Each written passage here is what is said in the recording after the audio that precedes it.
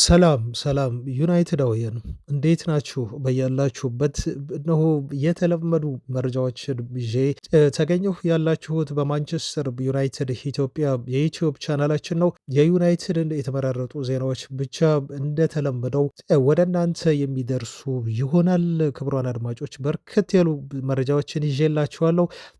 ከመረጃዎቼ መካከል የዩናይትድ አንደር 80 ቡድን ትላንት የአርሰናላቸውን በኢሚሬትስ በማሸነፍ ወደ ቀጣይ ዙር ማለፉን አረጋግጧል። የዩናይትድ ከ18 ዓመት በታች ቡድን ያለ ኦቢም ቢሆን እያሸነፈ የኤፍኤ ካፑን ዋንጫ ለማንሳት አሁን የተሻለ ግምት የተሰጠው ቡድን ሆኗል። ከዚህ ቡድን ውስጥ ደግሞ ዛሬ ማስተዋወቃችሁ ተጫዋቾች ሁለት አሉ። ከዚህ በፊት ያስተዋወቅኳችሁ ልጆች አሉ፣ ታስታውሳላችሁ አድማጮች። እንደ ኮካሪኪ እና ኮኔ የመሳሰሉ ልጆች ዛሬ ደግሞ በዩናይትድ የተገኙ ከአካዳሚው በጣም ተስፋ ያላቸው ልጆች አሉ። ማን ናቸው የሚለውን ከመረጃ የምታገኙ ነው የሚሆነው። ከዛ ውጭ ከውሰት ከዩናይትድ የተሰጡ ተጫዋቾች ለክለቡ በጣም ጥሩ ገንዘብ ሊያመጡ የሚችሉ ቀጣይ ክረምት ላይ ተጫዋቾች አሉ በርከት ያሉ። ስለነኚህ ተጫዋቾችም ጉዳይ እናያነሳለን። ስለ አንቶኒ የሰጡት አስተያየት አለ አሞሪም፣ እሱን ትሰማላችሁ። በኮንትራቱ ምክንያት እንዲሁ ትልቅ ገቢ ያመጣል ስለተባለው ሜሰን ግሪንውድም ያዝንላችሁ ዜና አለ አድማጮች። የፖል ፖግባን ጉዳይ ዛሬ ቁርጡን እነግራችኋለን። ያለው ብዙ የዩናይትድ ደጋፊዎች ተጫዋቹን እንደምትጠብቁት እናውቃለን አድማጮች። ይሄ ተጫዋች ወደ ዩናይትድ ይመጣል አይመጣም ለሚለው ያለውን መረጃ ትክክለኛ መረጃ የምትሰሙት ይሆናል። ከዝውውር ዜናዎች ጋርም በተያያዘ እየተሰሙ ያሉ ብዙ ነገሮች አሉ። ገና የዝውውር መስኮቱ ሳይከፈት ብዙ ነገር ይወራል። እናንተም በደንብ ትከታተላላችሁ ብለን እናስባለን አድማጮች። ስለ ኦስሜን የናፖሊው ፕሬዚዳንት ያወሩት ነገር አለ። ምን አሉ?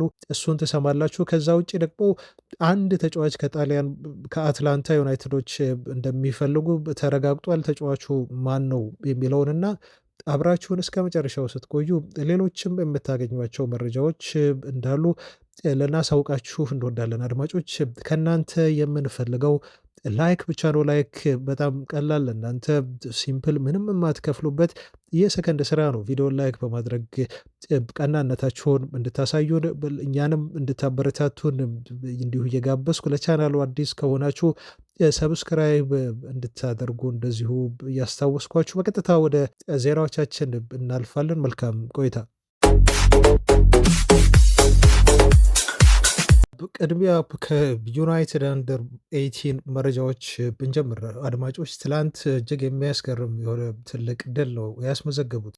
የኦቢ ቡድን የሆነው የዩናይትድ አንደር 80 ተጫዋች እንደሆነ ይታወቃል። ኦቢ አሁን በዩናይትድ ዋናው ቲም አድርጎ የመጫወት እድሉን እየተጠባበቀ ነው የሚገኘው በቋሚነት ማለት ነው። ቡድኑ ባለበት የአጥቂ መስመር ችግር ምክንያት ግን የእሱ ቡድን የሆነው የዩናይትድ ከ18 ዓመት በታች ቡድን በኤፍኤ ካፑ አርሰናልን በሜዳው በኢሚሬትስ ስቴዲየም በማሸነፍ ወደ ቀጣይ ዙር ማለፉን ትላንት ያረጋገጠበት ቀን ሆኗል። ያለ ኦቢ ይሄ ቡድን ሰርቫይቭ ማድረግ እንደሚችል በደንብ ያሳየበት ነው። በባለፈው ኤፍኤ ካፕ ጨዋታ ላይ ቼልሲ ነበር አሸንፈው ያለፉት 3 ጎሎችን በማስቆጠር እንዲሁ ሃትሪክ መስራት ኦቢ ይታወቃል። ምናልባት ያለዚህ ተጫዋች ቡድኑ ጎል ማግባት እና ትልልቅ ቲሞችን በማሸነፍ ወደ ቀጣይ ዙር ለማለፍ ሊቸገር ይችላል ተብሎ ሲታሰብ ነበር። ግን ያ የትኛውም ተጫዋች ሊተካ እንደሚችል በደንብ ያሳዩበት ነው እና አንዳንድም ተጫዋቾችን በዚህ አጋጣሚ ላስተዋውቃችሁ ድሉን ያገኘሁበት ጨዋታ ሆኗል ማለት ነው። እንግዲህ ትላንቱ የአርሰናል የማሸነፍ የጨዋታው ውጤት ዩናይትዶች 3-2 ነው። ይህን ጨዋታ አሸንፎ ወደ ቀጣይ ዙር ማለፋቸውን ያረጋገጡ የመጀመሪያውን ጎል ያስቆጠሩት ዩናይትዶች ነበሩ።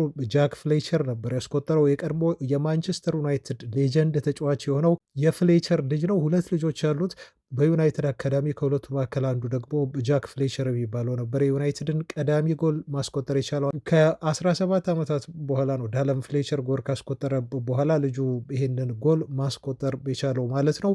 ከ17 ዓመት በኋላ አባቱ የሰራውን ታሪክ በዩናይትድ ታዳጊዎች ቡድን ይሄ ተጫዋች መስራት ችሏል። ጃክ ፍሌቸር በወደፊቱ ማንቸስተር ዩናይትድ ትልቅ የሆነ ተስፋ ያለው እና የሚጠበቅ ተጫዋች ነው። ከዛ በተከታታይ እንግዲህ 2 ጎሎችን አርሰናሎች ያስቆጠሩ። አንዱ ፔናልቲ ነበር እና 2-1 መምራት ጀመሩ ጨዋታውን። ከዛ በኋላ ዲፌንሳቸውን በማጠናከር 6 ዲፌንስ ላይን አቁመው ነበረ ዩናይትዶች የጎል ማግባት እድሎችን እንዳያገኙና ጎሎቹን እንዳያስቆጥሩ ጠቅጥቀው ሲከላከሉ የነበረው። ግን እድሜ ለዩናይትድ አንዳንድ እጅግ ባለተሰጥኦ ለሆኑ ተጫዋቾች ኳሊቲ ቢግባና ዩናይትዶች እንደምንም አስከፍተው በግል አንዳንድ ተጫዋቾች ብቃትም ቢሆን ጨዋታውን አሸንፈው ሊወጡ ችለዋል ማለት ነው። ከነኚህ አስደናቂ አቋምና ፐርፎርማንስ ካሳዩ ልጆች መካከል አንደኛው ጄይደን ካማሰን የተባለ ልጅ ነው። ይሄ ልጅ በጣም አስገራሚ ነው። በነገራችሁ ላይ በቀኝ ተመላላሽ ቦታ ላይ የሚጫወት የቀኝ ተከላካይ ተብሎ ሊጠራ የሚችል ልጅ ነው። በእርግጥ ቨርሳታይል ነው። የዩናይትድን ያለፉትን የዚህን ታዳጊ እንቅስቃሴዎች ለማየት በዩቲዩብ እድሉን አግኝቼ ነበር። እናንተም ልትመለከቱት ይገባል ብዬ ከምጠቁማችሁ ተጫዋቾች መካከል ከታች ካሉት ካማሰን የተባለው ልጅ አንዱ ነው። በጣም እኔ የግል አድናቂው ነኝ። ልጅ ወደፊት ብዙ ነገር እንደሚጠብቀው ነው መታዘብ የምችለው። ማን ኦፍ ዘ ማች የሚያሰኘውን ፐርፎርማንስ ነው ትላንት ያሳየው። ሁለተኛዋን ጎል አቻ ያደረገቻቸውን ሲያስቆጠር ተጫዋቹ በሶሎ መልክ ነበር ያስቆጠረው። በጣም አስደናቂ ግብ ነበረች። የተጫዋች በየጨዋታዎቹ ኮንሲስተንትሊ ነው ለዩናይትድ ታችኛው ቡድን በሙሉ አቋሙና በሙሉ ፐርፎርማንስ የሚጫወተው። ያለው ኢነርጂ ከ1 እስከ 90 ደቂቃ ድረስ የሚቆይ ነው።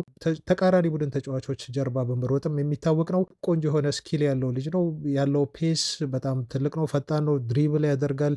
ስኪሎቹ አሉት። ከእንደገና ደግሞ ከተከላካይ መስመር ተነስቶ ከሚያቀብላቸው ወደ ፔናልቲ ቦክስ ውስጥ ከሚጥላቸው ኳሶች ውጭ ደግሞ ያለው አጨራረስም በጣም የሚያስደንቃቸው ነው። ትላንት ያስቆጠራትን ጎል ማየት ብቻ በቂ ነው። ልጁ ምን ያህል ታላቅ የሆነ ፖቴንሻል ያለው ተጫዋች መሆኑ በዩናይትድ በቀጣዮቹ ዓመታት በተለይ በአሞሪም ስር ይሄ ተጫዋች ለዋናው ቡድን የመጫወት ትልቅ የሆነ እድል እንዳለው በአሞሪም በራሱ ያጫወት ሲስተም ውስጥ ወደፊት የዩናይትድን የቀኝ ተመላላሽ ዊንግ ባክ ቦታ ሊያገለግል የሚችል ልጅ መሆኑን እና የዩናይትድ ደጋፊዎችን በጣም በቅርበት እንድትከታተሉት የምጠቁማችሁ ልጅ ነው። ከማስሆን ብላችሁ ዩቲዩብ ላይ ሰርች በማድረግ የዚህን ተጫዋች እንቅስቃሴና ብቃት እንደዚሁ እንድትመለከቱ ጋብዛለሁ ማለት ነው።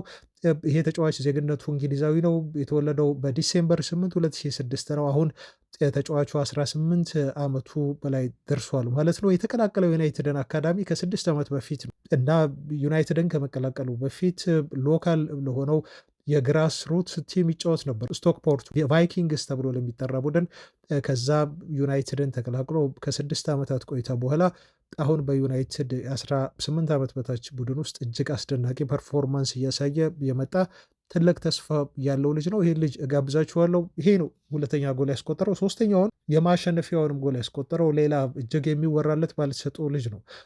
ቤንቲቶ ሞንታቶ ተብሎ የሚጠራ ልጅ ነው። ይህም ተጫዋች የቀኝ ክንፍ መስመር ተጫዋች ነው።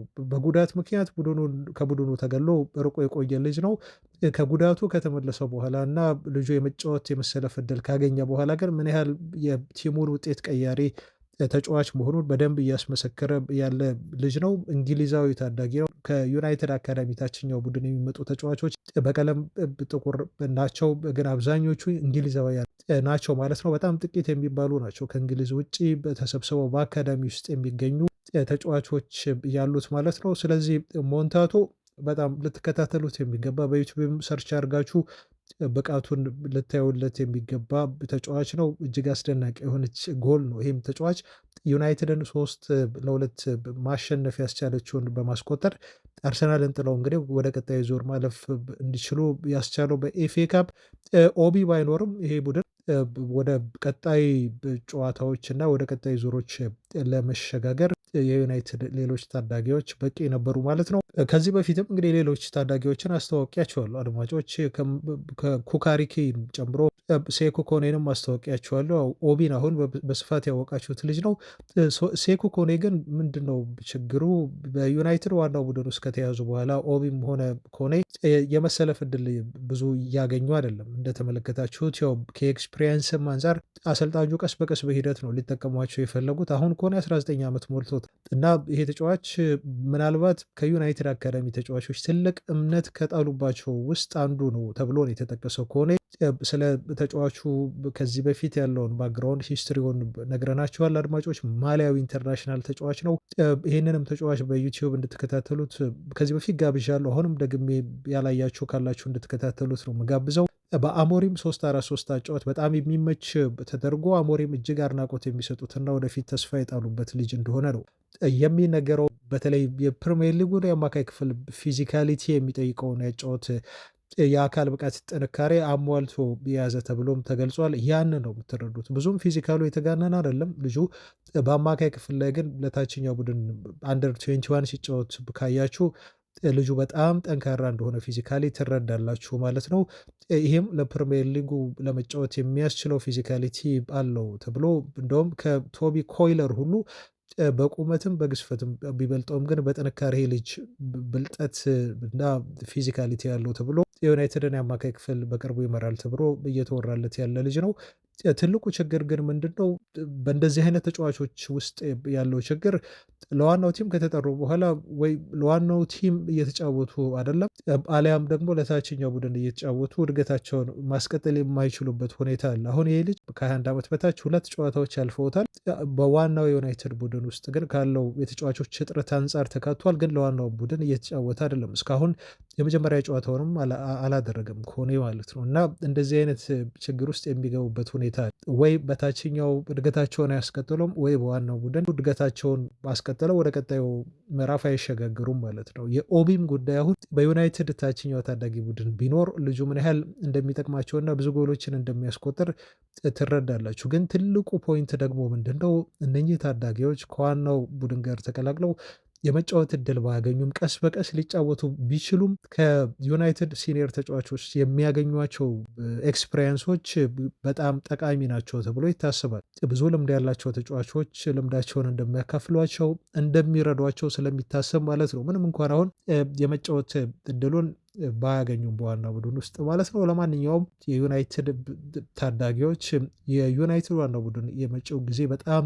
ብሩህ የሆነ ተስፋ ከፊታቸው እንዳለ የተለያዩ ታዳጊዎች እያሳዩ ነው። ወደፊትም እንደዚህ አይነት ልታውቋቸው የሚገቡ ተጫዋቾችን በደንብ እንደምናስተዋውቃችሁ ቃል እንገባለን። አድማጮች ዜናዎቻችን ቀጥለዋል። ላይክ ማድረጋችሁን አሁንም ቢሆን እንዳትረሱ ላስታውሳችሁ። አድማጮቻችን ሰብስክራይብ ማድረጋችሁንም እንደዚሁ እንዳትረሱ። አዳዲስ ከሆናችሁ ለቻናላችን ተቀላቀሉን ብያልኩኝ ወደ ሁለተኛው መረጃ ስናልፍ የዩናይትድ የውሰት ተጫዋቾችን መረጃዎች እንመልከት። ማርከስ ራሽፎርድ ትላንትም በጣም አስደናቂ የሆነች ጎል አሲስት አድርጎ ከአሴንሲዮ ጋር ያለውን ጥምረት በደንብ ያሳየበት ሆኗል። በአስቶን ቪላ ኤፍኤ ካፕ ካርዲፍን ሲያሸንፉ ትላንት አንድ አሲስት ጎል ማድረግ ችሏል እና ጥሩ የሆነ የጨዋታ ጊዜ ነው ማሳለፍ የቻለው። 85% ፓስ አኩሬሲ ነበረው። 10 ኳስ ተቻርጓል።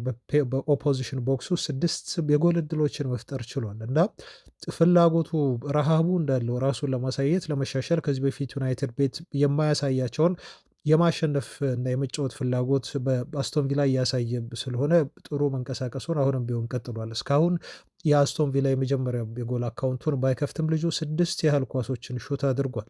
ከ6ቱ 3 ኦን ታርጌት ነበሩ። 3 ሰክሰስፉል የሆነ ቴኮንስ እንደዚሁ ተጫዋቹ ማድረግ ችሏል። ከ3 ማለት ነው። ስለዚህ በቪላ ቤት ይህ ልጅ በቋሚ ኮንትራት የሚፈርምበትና ዩናይትድ በቀጣይ ክረምት ላይ 40 ሚሊዮን ፓውንድ ከዚህ ተጫዋች ሽያጭ የሚያገኝበት እድል እንዳለ በቪላ እያደረገ ከሚገኘው እንቅስቃሴ መረዳት እንችላለን። በተለይ አስቶን ቪላዎች በቀጣይ ሲዝን አውሮፓ መድረኮች የሚሳተፉ ከሆነና በሻምፒዮንስ ሊግም ጥሩ ገፍተው የሚሄዱ ከሆነ ተጫዋቹ ወደ ዩናይትድ የመመለስ እድሉ ጠባብ ይመስላል። በቪላ የሚፈርምበት እድል እንዳለ ነው ከሚያደርጋቸው እንቅስቃሴዎች አንጻር መታዘብ የምንችለው። አንቶኒም ጉዳይ ተመሳሳይ ነው። ልጁ አሁን ቀይ ካርዱ ተነስቶለታል። ባለፈው እንዳደረስናችሁ ከሪያል ማድሪድ ጋር ጨዋታውን ያደርጋል። ሩበን አሞሪም ግን በፕሬስ ኮንፈረንሳቸው ላይ ተጠየቁ። ትላንት በብዙ ጉዳዮች ላይ ነበር ጥያቄ የቀረበላቸውና አንዱ የተነሳላቸው የአንቶኒ በሪያል ቤት መሻሻሉ ነው። ምክንያቱ ምንድን ነው ተብለው ተጠየቁ። አሞሪም ተጫዋቹ በዩናይትድ ቤት ያልተሳካለት ግን በቤት እንዲሻሻል የሆነበት ሲባሉ አንድ እጥር ያለ ምክንያት ነው የሰጡት። ምንድን ነው ያሉት? የፕሪሚየር ሊጉና ስፔን ላሊጋ ያጫወት ሲስተም በጣም የተለያየ ነው ያሉት። ግልጽ ሆኜ የምነግራችሁ ብዙ ፋክተሮች ሊኖሩ ሊኖሩ ይችላሉ። በእርግጥ ተጫዋቹ በዩናይትድ ቤት ጥሩ ላይንቀሳቀስ እንደዚሁ የቻለበት ግን አንደኛውና ዋነኛው ምክንያት ብዬ የምጠቅሰውና እኔም ማረጋግጥላችሁ የፊዚካል አስፔክት ነው ብለዋል። ስለዚህ ስፓኒሽ ላሊጋ ከፕሪሚየር ሊጉ ይልቅ ብዙ ፍትጊያዎች ያሉበት ፊዚካል የሆነ አጨዋወት ዲማንድ የሚያደርግ ሊግ አይደለም። በዛ ምክንያት ከእንግሊዝ ይልቅ ተጫዋቹ በስፔኑ ክለብ ሊሳካለት የቻለበት ምክንያት አንዱ ፋክተር እሱ ነው ብዬ ነው የማረጋግጥላችሁ ሲሉ ነው አሞሪም። በዚህ ምክንያት ነው ተጫዋቹ ወደ ቤተሰብ አምርቶ ጥሩ ሊንቀሳቀስ የቻለው በሚል የፕሪሚየር ሊጉን ጉልበት የቀላቀለ አጨዋወት እንደ አንድ ምክንያት አድርገው ያቀረቡት። አንቶኒ በቅርቡ እንዲሁ አስተያየት ሰጥቷል። በተጫዋቹ በተለያዩ ጉዳዮች ላይ እዛ ካመራ በኋላ ደስተኛ እንደሆነ በእግር ኳስ በድጋሚ መደሰት እንደጀመረ በተደጋጋሚ መናገሩ ይታወቃል። አሁን ደግሞ ከዩናይትድ ጋር የተያዙ ጥያቄዎች ይቀርቡለታል። ብዙ ጊዜ እንደማይጸጸት ለዩናይትድ በመፈረሙ እየተናገረ ነው ያለው። ደጋፊዎቹም ጥሩ እንደነበሩ ለሱ በተጫዋቹ እየተናገረ ነው የሚገኘው። ዩናይትዶች ቀጣይ ክረምት ላይ በሽያጭ ምክንያት ጥሩ ገንዘብ ያገኙባቸዋል ተብለው ከሚታሰቡ ተጫዋቾች መካከል አንዱ አንቶኒ ሊሆን ይችላል። በዚህ ብቃቱ የሚቀጥል ከሆነ ለሊቨርፑል ሊፈርም ነበር ተብሎ መወራቱን ታስታውሳላችሁ። አዎ እውነት ነው ያለው። ለሊቨርፑል ኦልሞስት ፈርሜ ነበር ነው የሚለው። ነገር ግን ምን እንደተፈጠረ አላቅም፣ ዝውውሩ ሳይሳካ ቀረ። በመጨረሻም ለማንቸስተር ዩናይትድ ልፈርም በቃው። በዛም ቢሆን በዩናይትድ ቤት መጥፎ የተባለ ጊዜ አላሳለፍኩም፣ ጥሩ የሆኑ ሞመንቶች አሉኝ ብሏል። ሁለት ዋንጫዎችን እንዳገኙ ይታወቃል። ኤፍ ኤ ካፕ እና ካርሊን ካፕ ከቀድሞ አሰልጣኙ ኤሪክ ቴና ጋር በመሆን ይሄም ደግሞ በዩናይትድ መፈረሜ ጥሩ ምርጫ እንደወሰንኩና ጥሩ ምርጫ እንደሆነ አምናለሁ በሚል ነው አንቶኒ በዚህ መልኩ አስተያየቱን የሰጠው። ከሌሎች የዩናይትድ እንደዚሁ የቀድሞ ተጫዋቾች ዜና ጋር በተያያዘ ሊቨርፑሎች በሜሰን ግሪንውድ ዝውውር ጉዳይ ጣልቃ ገብተዋል ተብሏል። ለዩናይትድ ጥሩ ዜና ይመስላል። ብዙ ትላልቅ ቲሞች ይህን ተጫዋች ሊያስፈርሙ እየጣሩ ነው። ሰምታችኋል። ሰሞኑን እንኳን ከሊቨርፑል ውጭ ቤን ልጅ ለማስፈረም እንደነ ባርሴሎና፣ ባየር ሙኒክ እና ጁቬንትስ የመሳሰሉ ቲሞች ከፒኤስዤ ጋር ለመፎካከር መወራቱን አድማጮች በዜናውን አድርሰናችኋል። ይህ የማርሴ ክንፍ መስመር ተጫዋች ሜሰን ግሪንውድ እንዲሁ ቀድሞ የዩናይትድ አመራሮች ተጫዋቹን ሲሸጡት በተስማሙት ውል እንደዚሁ ምስጋና ይግባና 50 በመቶ እና ከዛ በላይ ከተጫዋቹ ሽያጭ ሊያገኙ ክረምት ላይ ተቃርበዋል የሚል ሪፖርት ነው እየወጣ ያለው። ሁለት ክለቦች ናቸው እስካሁን ሊቨርፑልን ጨምሮ እንደ ፊቻጄስ ዘገባ ከሆነ የተጫዋቹን ዝውውር ለመፈጸም 75 ሚሊዮን ዩሮ የሚጠጋ ገንዘብ ጠረጴዛ ላይ አቅርበዋል ተብሎ የተገለጸው ማለት ነው። እንግዲህ እነኚህ የሚፈልጉት ቲሞች በጣም ትላልቅ ቲሞች ናቸው። እንደተባለው እና እየተወራ እንዳለው ተጫዋቹ ተሳክቶለት የሚሸጥ ከሆነ ዩናይትድ ከዚህ ተጫዋች ዝውውር ብቻ በትንሹ 30 ሚሊዮን ዩሮ ያገኛል ማለት ነው። የሳንቾ ሽያጭ የሚያገኘው ገንዘብ አለ። ከእንደገና ደግሞ ማርከስ ራሽፎርድ ከቲሙ እንደሚሸጥ ይጠበቃል። ከሱም ቢያንስ በትንሹ ከ30 ሚሊዮን ዩሮ በላይ ያገኛል።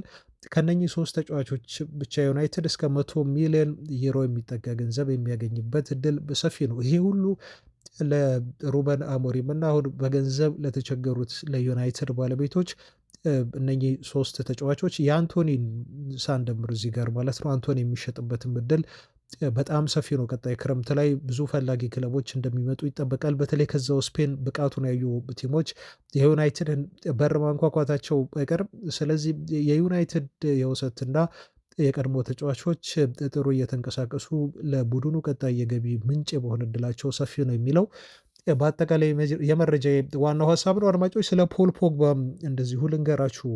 ከፖግባ ጋር በተያያዘ ቲምቶክ ትላንት ባወጣው መረጃ ወደ ዩናይትድ ያመራል የሚለው የተጨበጠ ነገር የለም ብሏል። እኔም በግሌ ተጫዋች ከዚህ በኋላ ወደ ዩናይትድ ይመጣል የሚል እምነት የለኝም። ባሉን መረጃዎች መሰረት በእርግጥ ዩናይትድ እና ተጫዋቹ ሊፈላለጉ ይችላሉ። ግን ክለቡ አሁን ይሄን ተጫዋች ለማምጣት በጣም ጠንከር ያለ እና ቁርጠኛ የሆነ እንቅስቃሴ እያደረገ እንዳልሆነ ነው መረጃው ያለው። ስለዚህ ብዙዎች የዩናይትድ ደጋፊዎች ተጫዋቹ መጥቶ ዩናይትድ ካለበት የአማካይ ክፍል ችግር አንጻር ያን ችግር እንዲቀርፍ ቢፈልጉም ግን በተለያዩ ምክንያቶች የተነሳ ፖግባ ወደ ዩናይትድ አሁን እየመጣ ነው የሚለው ጉዳይ እየተመናመነ እንደመጣና ላይሆን እንደሚችል ነው ማለት ነው ቲምቶክ ትላንት መረጃውን ይዞ የወጣው። ሁለት የዝውውር ዜናዎች ከማለፋችን በፊት ሁለት ሌሎች ዜናዎችን አጠር ያሉ ላድርሳቸው አድማጮች። በቅድሚያ አንደኛው ዜና ሁለቱ ሆላንዳዊ የዩናይትድ ተጫዋቾች ዲሌት እና ጆሹዋ ዘርክዚ ከሆላንድ ብሔራዊ ቡድን ስኳድ ውጪ ሆነዋል ተብሏል። ይሄ ለዩናይትድ በጥሩ ዜና ምናልባት ሊወሰድ ይችላል።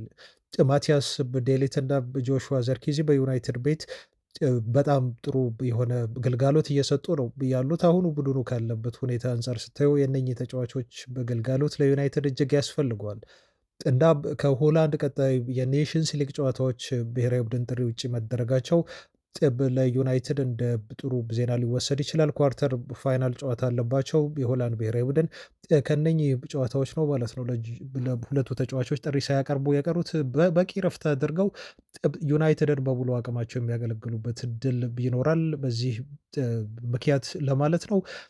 ከጋርናቾ መረጃ ጋር በተያያዘ ደግሞ አሞሪም ምላሽ ሰጥተዋል። ያው ጠብቁኝ ሲሉ ነበር ከባለፈው ጨዋታ በኋላ ተጫዋቹ ተቀይሮ ሲወጣ ያው ቀይ ካርዱ ምክንያት ሆና ብዙ አጨቃጫቂ ጉዳዮች እንደተፈጠሩ ይታወቃል። ጋርናቾ በቀጥታ ነበር ወደ መልበሻ ክፍል ያመራው እና ብዙዎች ተጫዋቹ ከጨዋታው ካለቀ በኋላ የፖስተውን የኢንስታግራም ፖስት ተመልክተው ቅሬታ እንዳለው የሚያስመስል አይነት ፖስት ነው ብለው ወስደውት ነበረ። እኛም ዜናውን ስናደርሳቸው ተጫዋቹ ቅር እንዳለው ነው ያደረስናችሁ። በእርግጥ ያ ስህተት ያለው አይመስልም፣ ፎቶም ስለሚናገረው ማለት ነው።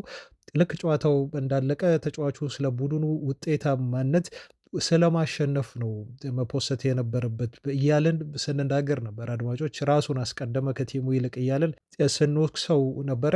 አሞሪም ኦፊሴ የመጣ ነው ያሉት። ቢሮ የመጥቶ ጋርናቾን አናግሬዋለሁ፣ ፊት ለፊት አውርተናል። ጋርናቾ በወቅቱ ወደ መልበሻ ክፍል የገባው ከፍተኛ የሆነ ላብ ስለነበረ ማሊያውን ለማውለቅ ልብሱን ለመቀየር እንደሆነ ነው ያስረዳኝ። ይሄ ችግር አለው ብዬ አላስብም ብለዋል። ስለዚህ ተጫዋቹ በግልጽ መጥቶ ያን በማድረጉ ይቅርታ ጠይቆኛል። የተወሰነ ኢንቨስቲጌሽን አድርጌ ነበር፣ ምርመራ አድርጌ ነበር ለምን ወደ መልበሻ ክፍል እንደገባ በሚል ነው አሞሪም የተናገሩት። በነገራችሁ ላይ ቪዲዮ ወጥቷል ማህበራዊ ድረገጾች ላይ ብታዩ ፌስቡክም ላይ ይገኛል ቪዲዮ። ጋርናቾ ተቀይሮ እንደወጣ ደጋፊዎች የቀረጹት ነው። በእርግጥ እኛም አላየነውም ነበር በወቅቱ ላይቭ እየተላለፈ ማለት ነው። ቤንች ወደ ተቀመጡ የዩናይትድ ተጫዋቾች እየተመለከተ ተመልሼ መጣሁ የሚል አይነት ምልክት በእጆቹ ሲያሳይ ነበር። ምናልባት ቅጣቱ ቀለል ያለለት በዛ ምክንያት ሊሆን ይችላል። ጋርናቾ ተመልሼ እመለሳለሁ የሚል አይነት ምልክት እያሳየ ነበር ለተጫዋቾቹ፣ ለአሰልጣኝ እዛ ቦታ ለተቀመጡት የቡድን አባላት ወደ መልበሻ ክፍል ሲያመራ የነበረው ማለት ነው። ከዛም በኋላ ወጥቶ የሰጣቸው ምክንያት ያው አሳማኝ ሊሆንላቸው ችሏል እና ቅጣቱን ሊያቀልለት ችሏል ተብሎ ይታሰባል። ስለዚህ ጋርናቾ ልብሱን ቀይሮ ከፍተኛ የሆነ ላብ ስለነበረው ስለተመለሰና አሳማኝ የሆነ ምክንያት ስላቀረበ በሚል ነገር ግን በወቅቱ ያደረገው ነገር አግባብ አይደለም ብለውም አሞሪም ስላመኑ ቀለል ያለ ቅጣት ተጫዋቹ ራሱን ቀጥቷል ነው ያሉት። እሱም ያደረገው ጋርናቾ የዩናይትድ የቡድን አባላትን እራት እንደሚጋብዝ ቃል ገብቷል በሚል በዚህ መልኩ ተናግረዋል። ኮምፐንሴሽን ነው ያሉት እንግዲህ ይሄ ማካካሻ ብለው ነው የተናገሩት። ይሄ ለዩናይትድ ቲም ስፕሪት ጥሩ ይመስላል። በጣም ጠንከር ያሉ ቅጣቶችን ተጫዋቾችን ከመቅጣትና ወደ አላስፈላጊ የሆኑ ግጭቶች፣ አላስፈላጊ የሆኑ ቅራኔዎች ከመግባት ይልቅ በተጫዋቾቹን እንደውም ይሄ ቦንዲንግ ይበልጥ ቦንዲንግ የሚፈጥሩበት ነው። ባለፈውም ሲወራ ነበር አይደል የብሩኖ ፈርናንዴዝ በራት ግብዣና ተጫዋቾቹ በጋራ ጌሞችን እየተጫወቱ ጥሩ የሆነ ቦንዲንግ ለመፍጠር ጥረት አድርጓል። ጋርናቾ ያንን ለመድገም ነው ማለት ነው እንግዲህ እንደ ቅጣት ቃሉ የገባው። በመግባባት ውሳኔ እየወሰኑ እንደሆነ ነው አሞሪም የሚያሳየው። ተጫዋቹም አምኖበታል ጥፋቱን። አሞሪምም በጣም ሃርድ የሆነ ውሳኔ አልወሰኑበትም። ቀለል ያለ ቅጣት፣ ይበልጥ ቲሙን የሚጠቅም አይነት ቅጣት፣ ለሌሎቹም መማሪያ የሚሆን አይነት ቅጣት ነው የቀጡት። በዚህ መልኩ የጋርናቾ ጉዳይ ምላሽ ተሰጥቶበታል። ወደ ቅድመ ዝውውር መረጃዎቻችን እንለፍ አድማጮች እና የኦስሜሄን ነገር በጋዜጦች ሳይወራበት ቀን በቀን አይታለፍም።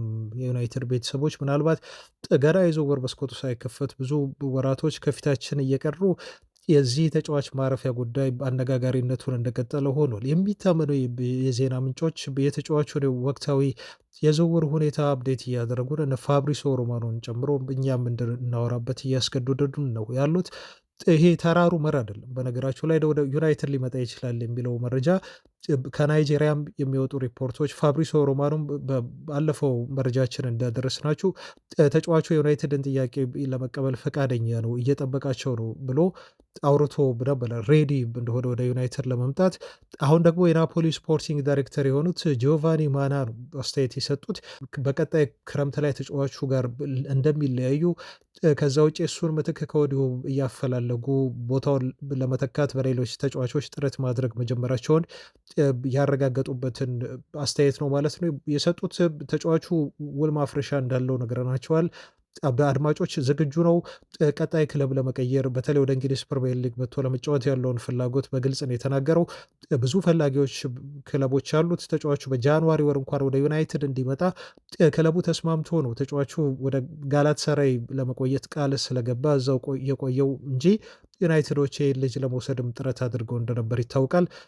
ትላንት ደግሞ አንድ መረጃ ወጥቷል። በዩናይትድ በኩል በዩናይትድ ያልተሳካለትን የአጥቂ መስመር ተጫዋች ሆይለንድን በማቅረብ ናፖሊዎች የዝውውሩ አካል አድርገው እንዲቀበሏቸውና ይህን ተጫዋች እንዲወስዱት ገንዘብ ጨምረው ለማቅረብ ተዘጋጅተዋል ተብሎ መወራቱን እንደዚሁ ሰምታችኋል። ከቼልሲ እና ከሳውዲ ፕሮሊግ ክለቦች በተለይ አልሃሊ የተጫዋቹ ፈላጊም እንደሆነ የተወራው ትላንት ነው እና እነኚህ ሁሉ የሩመር ወሬዎች እያሉ ነው እንግዲህ ተጫዋቹ በቀጣይ ክረምት ላይ እንደሚለቅ እርግጠኛ የሆንበትን አስተያየት የሰጡት ማለት ነው። ማና የተባሉት የናፖሊው ስፖርቲንግ ዳይሬክተር ለስካይ ኢታሊያ ነው የተናገሩት። እንደዚህ ብለዋል። ሙሉ ቃላቸውን ስነግራችሁ ቪክተር ሁል ጊዜም ቢሆን በየትኛውም የአውሮፓ ጋዜጦች የወሬ መነሻ ሊሆን የሚችል ተጫዋች ነው ብለዋል። በዝውውር እንቅስቃሴ ብቻ አይደለም ተጫዋቹ ባለው ወቅታዊ ብቃትን ባገኘው ዝነኝነትም እንዲሁ ሊያነጋግር የሚችል ልጅ ነው ሲሉ ነው ያሉት። ተጫዋቹ እንደዚሁ በበርካታ ክለቦች ይፈለጋል። የውል ማፍረሻ እንዳለው ይሄን ሁላችሁም ታውቃላችሁ ብለዋል። አሁን የተደበቀ ነገር አይደለም። ውሉ ፈርሶ ክለቦች የሚያስፈርሙበት እድል አለ። እኛም ለዛ ነው ለተጫዋቹ ከወዲሁ የመፍትሄዎችን እየፈለግን ያለ ነው በሚል ነው የተናገሩት ማለት ነው። እንግዲህ በፍጥነት የተጫዋቹ ጉዳይ እልባት እንዲያገኝና በሱ ቦታ ላይ መውሰድ የምንችለውን እርምጃ እኛ መውሰድ እንፈልጋለን ሲሉ ነው የተናገሩት። ስለዚህ ባለፈው ክረምት ላይ እንደተፈጠረው አይነት ውዝግብ በዚህ ተጫዋች ዙሪያ እንዲፈጠር አንፈልግም፣ ቀደም ብለን እየሰራን ነው በሚል ነው እንግዲህ ተጫዋቹን ሊለቁት የሚያስገድዳቸውም ኮንትራት እንዳለው እነሱም የራሳቸውን መፍትሄ ያሉትን ሶሉሽን ያሉትን ነገር እንደሚወስዱ በዚህ መልኩ ስለ ተጫዋቹ የተናገሩት። ሌላው ከዝውውር ጋር በተያያዘ ስሙ የተነሳ አዲስ ተጫዋች ሉክማን ተብለው የሚጠራው ተጫዋች ነው። አዳሞላ ሉክማን በብዙ ክለቦች የሚፈለግ ልጅ ነው። አሁን ደግሞ ከዩናይትድ ጋር ስሙ ተነስቶ በአጥቂ መስመር ላይ ዩናይትዶች ከያዟቸው የአጥቂ መስመር ተጫዋቾች ሊስት ውስጥ መካተት የቻለ ተጫዋች ሆኗል ማለት ነው። ኒውካስል ነው እጅግ አጥብቆ ይፈልገዋል የተባለው ከፕሪሚየር ሊጉ። ይሄ ተጫዋች በእርግጥ የ9 ቁጥር አጥቂ ቦታ ተጫዋች አይደለም። ከቀኝ ክንፍ እየተነሳ ግን ተጫዋቹ በማጥቃት ጎሎችን የሚያስቆጥር ለተቃራኒ ቡድን ተከላካዮች ሽብር የሚፈጠር ልጅ ነው እና ምናልባት ዩናይትዶች ጋርናቾን የሚሸጡበት እድል ስላለ ይህን ጋርናቾን በመሸጥ በቀጥታ በእሱ ቦታ ላይ የሚያጫውቱት ተጫዋች ነው ተብሎ ባይታሰብም ግን ከቀኝ ክንፍ ቦታ ተነስቶ ሊጫወትላቸው ይችላል። ቨርሳታይል ነው። በእርግጥ አስፈላጊ ከሆነም በጋርናቾ ቦታ በሌፍት ፍላንክ ልጁ መጫወት ይችላል። ዩናይትዶች በግዢ ዝርዝራቸው ውስጥ አስገብተውታል ተብሎ ተወርቷል ማለት ነው። እንግዲህ አትላንታዎች ይህን ተጫዋች ብዙ ክለቦች እንደሚፈልጉት በተለይ ፕሪሚየር ሊጉ ክለቦች ማረጋገጫ ያላቸው ነው የተባለው። ለዛም ነው ተጫዋቹን ባለፈው ጥር የዝውውር መስኮት ለመግዛት የቀረበላቸውን ጥያቄ ሳይቀበሉ የቀሩት። ምክንያቱም ቀጣይ ክረምት ላይ ልጁን ለመሸጥ ዝግጁ ስለሆኑ ነው ተብሏል። ከኒውካስል ዩናይትድ ውጪ እንዲሁ ዩናይትዶች አሁን ፍላጎታቸውን ገልጸዋል። ፒኤስጂዎች፣ ጁቬንተስ፣ ኢንተር ሚላን እንደዚሁ የተጫዋቹን ዝውውር ፊርማ ለማግኘት ፍላጎታቸውን የገለጹ ክለቦች ናቸው ተብሎ ነው የተወራው። በተለይ ኒውካስል ዩናይትዶች ኢሳቅን እናጠዋለን የሚል ስጋት ስላላቸው በተደጋጋሚ ስካውቶቻቸውን በመላክ ነው የተጫዋቹን ፐርፎርማንስ እየገመገሙ ነው የተባለው። ከፕሪሚየር ሊጉ ጠንካራ ፍላጎት ያላቸው በሉክማን ዝውውር ጉዳይ ኒውካስሎች እንደሆኑ ተረጋግጧል። አትላንታዎች በቅርቡ ከተጫዋቹ ጋር አለመግባባት ውስጥ ገብተው እንደነበረ እንደዚሁ እናስታውሳለን። ከጋስፔሬኒ አስተያየት በኋላ ልጁ ዘወርስ ፔናልቲ ቴከር ነው ብለው ነበር አስተያየት የሰጡበት። ከዚህ ጊዜ በኋላ ተጫዋቹ ከክለቡ ጋር ላይቀጥል ይችላል የሚለው ወሬ ይበልጥ ተጠናክሮበት ሊወጣ ችሏል ማለት ነው። ከክለቡ ጋር ልዩነት ፈጥሯል፣ ከአሰልጣኙ ጋር ልዩነት ፈጥሯል በዚህ አስተያየታቸው ምክንያት። ለዛም ነው አትላንታዎች 65 ሚሊዮን ዩሮ የሚጠጋ የዝውውር ገንዘብ ለጥፈውበታል። ቀጣይ ክረምት ላይ ሊሸጡት ዝግጁ ነው ተብሎ የተገለጸው ማለት ነው። ስለዚህ ብዙ ክለቦች ይፎካከራሉ። ከነኛ ክለቦች መካከል አንዱ ዩናይትድ ነው። 27 ዓመቱ ነው ተጫዋቹ። ይሄ ተጫዋች ባለፈው እሁድ ክለቡ ኤምፖሊን ሲያሸንፍ አስደናቂ የሆነች ጎል በማስቆጠር ወደ ቀድሞ ብቃቱ ተመልሷል። ከዛች አነጋጋሪ ከሆነችው ፔናልቲ በኋላ ማለት ነው። በአትላንታ ቤት እስካሁን 107 ጨዋታ አድርጎ 49 ጎሎችን ከክንፍ እየተነሳ ያስቆጠረላቸው ተጫዋች ነው።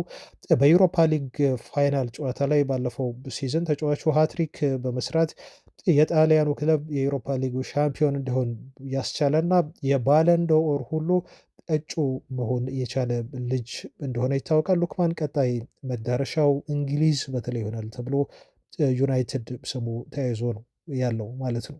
እንግዲህ አድማጮች ለዛሬ ያስኩላችሁ መረጃዎች እነኚህን ይመስሉ ነበር። በቀጣይ ቪዲዮ በተለያዩ መረጃዎች እስከማገኛችሁ መልካም ቀን ይሆንላችሁ። ባባይ